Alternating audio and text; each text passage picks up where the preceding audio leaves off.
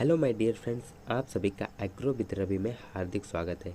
दोस्तों, आज हम आपके लिए BSc agriculture 5th semester subject है आपका इंटेलेक्चुअल प्रॉपर्टी राइट अर्थात बौद्धिक संपदा अधिकार से जुड़े हुए कुछ अति महत्वपूर्ण प्रश्नों की चर्चा करने वाले हैं। दोस्तों, आज के टॉप 10 प्रश्न आपकी परीक्षा के लिए बहुत ही महत्वपूर्ण होने वाले हैं, इसलिए क्लास को बड़ी ध्यानपूर्वक देखिएगा। साथ में क्लास को आप सेव कर लीजिए, जिससे कि आप आगे भविष्य में भी इसे देख सकते हैं। साथ में अपने सभी दोस्तों के पास शेयर करें, जिससे कि यह क्लास आपके सभी दोस्तों के पास पहुंच सके और उनके लिए भी लाभदायक साबित हो सके। तो समय को नष्ट ना करते हुए शुरू करते हैं आज की अपनी क्लास।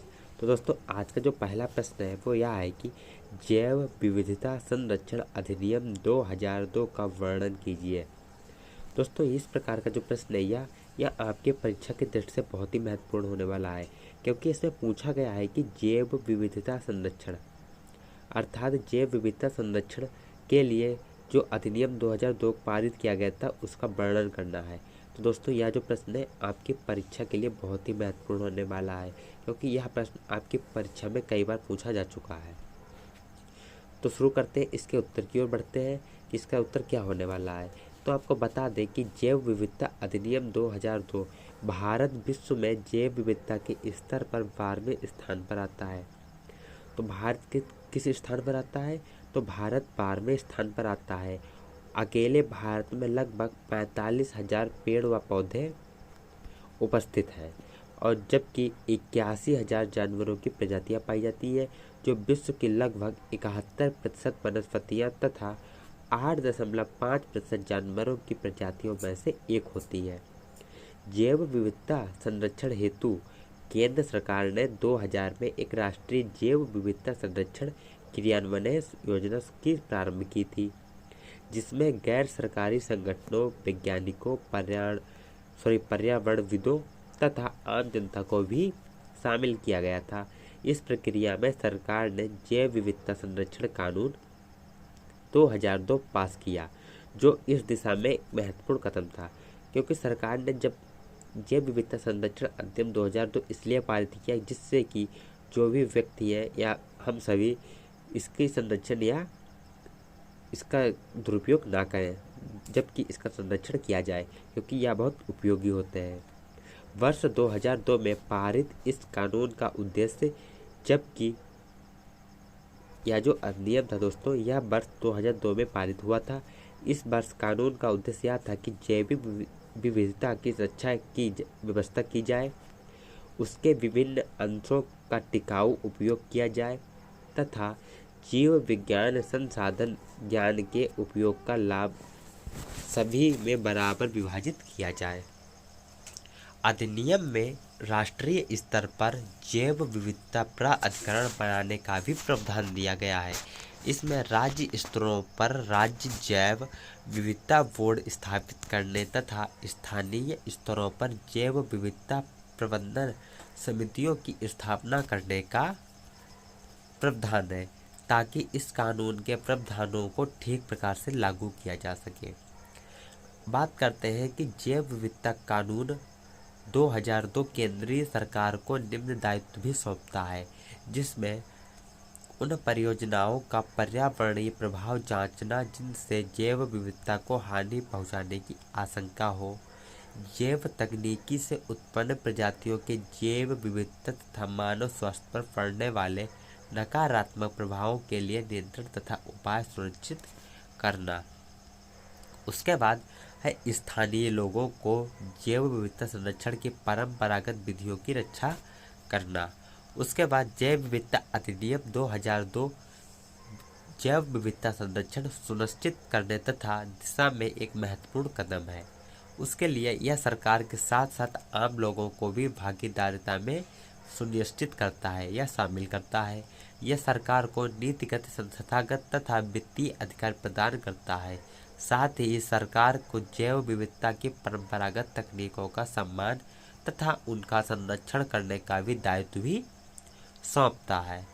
इसी प्रकार से दोस्तों बढ़ते हैं अगले प्रश्न की ओर। इसी प्रकार से दोस्तों यह भी प्रश्न आपकी परीक्षा की दृष्टि से बहुत ही महत्वपूर्ण होने वाला है। यह प्रश्न है कि पेटेंट क्या है या पेटेंट किसे कहते हैं। तो सबसे पहले बात करते हैं पेटेंट की। तो पेटेंट एक कानूनी दस्तावेज होता है। क्या होता है? कानूनी दस्तावेज होता है जो राष्ट्रीय नियमों के आधार पर राज्य या राष्ट्रीय सरकार द्वारा प्रदान किया जाता है। यह एक आविष्कारक को एक निश्चित अवधि के लिए अपनी रचना उपयोग करने और बेचने का विशेष अधिकार प्रदान करता है। इस प्रणाली के पीछे मूल विचार आविष्कारकों को अपनी रचनाओं की रक्षा के लिए प्रोत्साहित करना है। अगला प्रश्न है इसी प्रकार से, यह भी दोस्तों प्रश्न आपके परीक्षा के लिए बहुत ही महत्वपूर्ण होने वाला है कि गैट से आप क्या समझते हैं। तो आपको बता दें कि गैट, जिसको वो इंग्लिश में कहते हैं GATT, इसका अर्थ होता है general agreement on tariff and trade. इसकी स्थापना द्वितीय विश्व युद्ध के दौरान या उसके बाद अंतर्राष्ट्रीय व्यापार के ढांचे के सुधार एवं क्रियाशील कार्य प्रणाली तैयार करने हेतु की गई थी। संयुक्त राष्ट्र संघ ने 1947 में व्यापार और रोजगार के पक्ष पर एक फैसला लिया। इस फैसले के अनुसार हवाना, जिसको क्यूबा में स्थित है, में अंतर्राष्ट्रीय व्यापार संगठन ITO की स्थापना की गई। इस संगठन की शुरुआत में 23 देशों ने संस्थापक देशों के रूप में हस्ताक्षर करके सदस्यता ग्रहण की। इसी प्रकार से बढ़ते हैं अगले प्रश्न की ओर, और अगला प्रश्न है कि ट्रेडमार्क की उपयोगिता क्या है। यह दोस्तों प्रश्न बहुत ही महत्वपूर्ण है आपकी परीक्षा की दृष्टि से कि ट्रेडमार्क की क्या उपयोगिता है। तो आपको बता दें, ट्रेडमार्क पंजीकृत करके यह आप सुनिश्चित कर सकते हैं कि कोई अन्य व्यवसाय आपके समान चिन्ह का उपयोग नहीं कर सकता है, और आप अपने व्यवसाय को वाणिज्य में चिन्ह का उपयोग करने का एकमात्र अधिकार भी प्रदान करता है। इसके अलावा आपके ट्रेडमार्क का उल्लंघन करने वाला कोई भी व्यक्ति हो जिस पर कानूनी कार्रवाई की जा सकती है। उसके बाद अगला प्रश्न है कि बौद्धिक संपदा अधिकार IPR पर टिप्पणी कीजिएगा। दोस्तों यह भी प्रश्न आपके परीक्षा की दृष्टि से बहुत ही महत्वपूर्ण होने वाला है, क्योंकि यह प्रश्न आपके परीक्षाओं में कई बार पूछा जा चुका है कि बौद्धिक संपदा अधिकार, जिसको IPR पर टिप्पणी करनी होती है। तो दोस्तों आपको बता दें कि बौद्धिक संपदा अधिकार एक ऐसा अधिकार है जो किसी वस्तु अथवा विचार के निर्माता को उस वस्तु अथवा विचार के निर्माण का संपूर्ण श्रेय प्रदान करता है। यह एक सामाजिक दृष्टिकोण से बौद्धिक संपदा का अधिकार एक निर्माता के व्यक्तिगत हितों की रक्षा इस प्रकार से करता है कि निर्माता द्वारा निर्मित की गई वस्तुओं का समाज में विभिन्न व्यक्तियों के द्वारा उन वस्तुओं के उपयोग से संबंधित सूचनाओं का अधिकारों की भिन्नता रखते हुए निर्माता को उसके निर्माण का श्रेय देते हुए विभिन्न तरीकों से प्रोत्साहित करता है। इसी सूचना के उत्पादक से उस सूचना के उत्पादन के पश्चात वह सूचना विभिन्न उपयोगकर्ताओं के द्वारा अलग अलग समय में आपस में बांटते हुए प्रयुक्त की जाती है। ऐसी स्थिति में विभिन्न बौद्धिक संपदा अधिकारों के माध्यम से यह सुनिश्चित किया जाता है कि उक्त सूचना का उत्पादक किसी भी तरह से अपने उत्पादक के स्वरूप में प्राप्त अधिकारों से वंचित ना हो पाए या ना हो जाए, और उपयोगकर्ता एवं उत्पादक में अधिकारों के संबंध में प्राप्त भिन्नता सुस्पष्ट रहे। आज हमारे समाज में विभिन्न सुविधाओं एवं उत्पादों के निर्माण के पीछे गहन चिंतन एवं शोध के गंभीर प्रयास सम्मिलित होते हैं। इन प्रयासों के परिणाम स्वरूप प्राप्त परिणाम अथवा उत्पाद अन्य दूसरे व्यक्तियों के द्वारा भिन्न भिन्न तरीकों से प्रयोग में लाए जाते हैं, और कई बार ये दूसरे लोग उन उत्पादों के नवीन स्वरूपों में परिवर्तित कर अथवा उनके आधार पर अन्य परिष्कृत उत्पाद तैयार कर उसका संपूर्ण श्रेय स्वयं लेने का प्रयास करते हैं। इस तरह से मूल रूप से एक व्यक्ति खोजकर्ता के द्वारा विकसित अथवा निर्मित एक उत्पाद का व्यावसायिक एवं वित्तीय लाभ दूसरे व्यक्ति के द्वारा बिना खोजकर्ता को श्रेय दिए लिया जा सकता है। बौद्धिक संपदा अधिकार इस तरह के कृत्यों से खोजकर्ताओं के अधिकारों की रक्षा करता है एवं खोजकर्ताओं को उनके द्वारा की गई खोज का श्रेय देने के साथ साथ उनके वित्तीय एवं व्यावसायिक अधिकारों को भी संरक्षित करता है।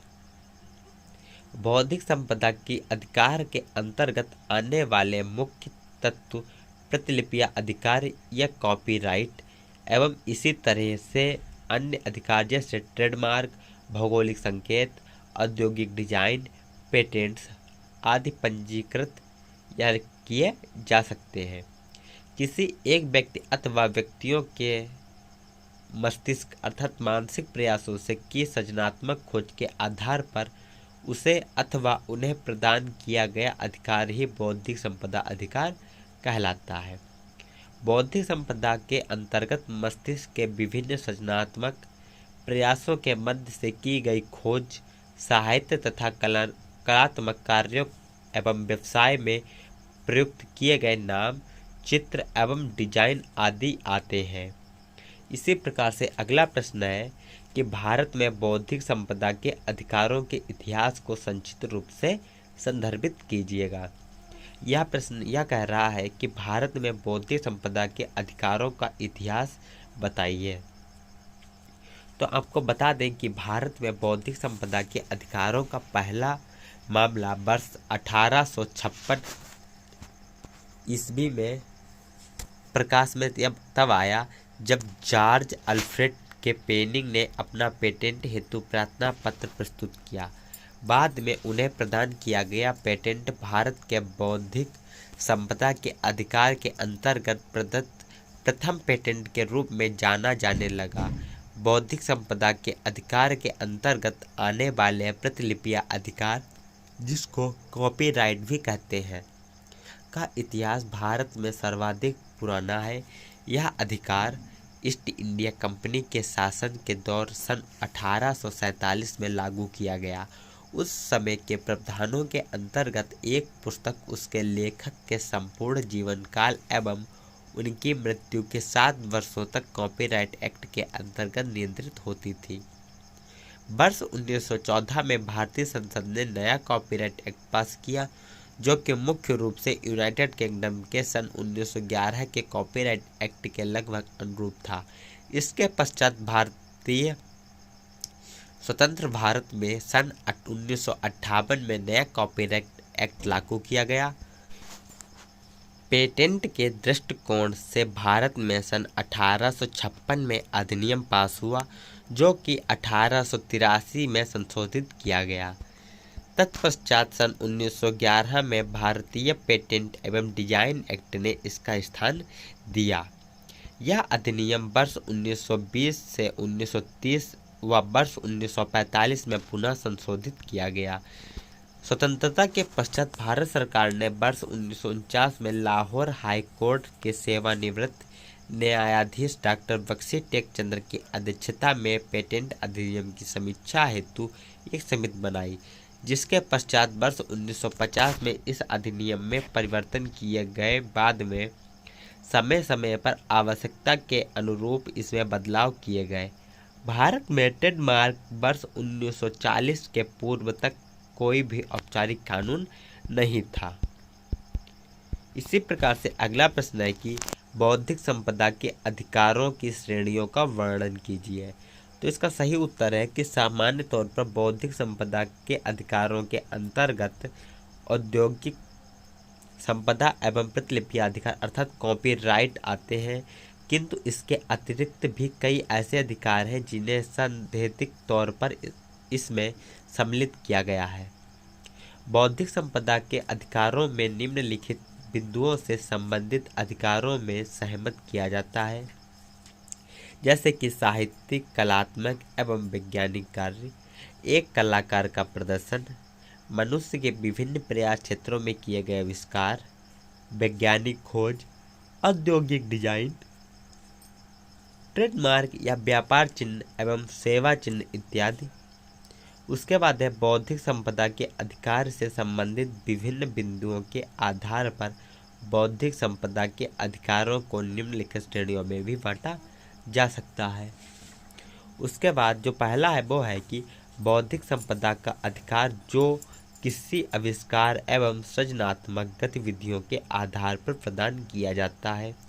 इसके अंतर्गत पेटेंट, औद्योगिक डिजाइन, प्रतिलिपि, पादप प्रजनन का अधिकार, एकीकृत परिपथ का लेआउट या डिजाइन इत्यादि। उसके बाद अगला है कि बौद्धिक संपदा के वे सभी अधिकार जो किसी उपभोक्ता को सूचना प्रदान करते हैं। इसके अंतर्गत ट्रेडमार्क एवं भौगोलिक संकेत आते हैं। इसी प्रकार से अगला प्रश्न है कि कृषक किस्म क्या है। तो आपको बता दें कि कृषक किस्म कृषकों द्वारा उनके खेतों में परंपरागत रूप से उगाई गई और विकसित की जाती हैं ऐसी वन्य संबंधी या भू प्रजाति जिसके बारे में किसानों को सामान्य ज्ञान है। कृषक किस्म को आवेदन पंजीकरण शुल्क से छूट प्राप्त है तथा ऐसी किस्म के आवेदन के लिए शुल्क या निर्बंधकरण, जिसको बोलते हैं टर्मिनेटर, प्रौद्योगिकी के लिए हल्फनामे की जरूरत नहीं होती है। इसी प्रकार से अगला प्रश्न है कि कृषक राहत कानून से आप क्या समझते हैं। तो आपको बता दें कि कृषक राहत कानून का मुख्य उद्देश्य होता है किसानों को उनकी फसल की एक निश्चित कीमत दिलवाना। इसके तहत कोई किसान फसल उगाने से पहले किसी व्यापारी से समझौता कर सकता था। इस समझौते में फसल की कीमत, फसल की गुणवत्ता, मात्रा और खाद आदि का इस्तेमाल आदि बातें शामिल होनी थी। और उसके बाद आता है अगला प्रश्न कि पौधा किस्म और कृषक अधिकार संरक्षण अधिनियम 2001 के उद्देश्य क्या है। तो आपको बता दें कि पौधा की नई किस्मों के विकास के लिए पादप अनुवांशिक संसाधन उपलब्ध कराने तथा किसी भी समय उनके संरक्षण व सुधार में किसानों द्वारा दिए गए योगदान के संदर्भ में किसानों के अधिकारों को मान्यता देना व उन्हें सुरक्षा प्रदान करना। तो दोस्तों, अगर आज की वीडियो आपको पसंद आई हो तो ज़्यादा से ज़्यादा लाइक और शेयर करना बिल्कुल ना भूलें। मिलते हैं अगले वीडियो में नए प्रश्नों के साथ। तब तक जय हिंद, जय भारत।